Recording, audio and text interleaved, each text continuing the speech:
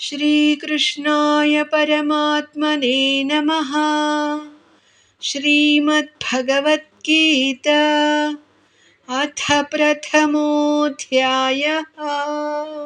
26వ శ్లోకం. तत्र पश्यत् स्थितान् पार्थः पितॄनथ पितामहान् आचार्यान् मातुलान् भ्रातॄन् पुत्रान् पौत्रान् सखींस्तथा.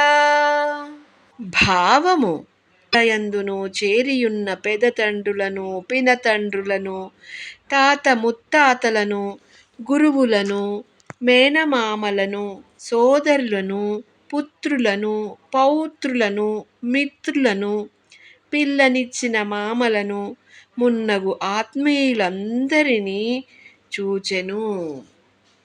చూచిన తర్వాత అర్జునుడు ఇలా అనుకుంటున్నారు.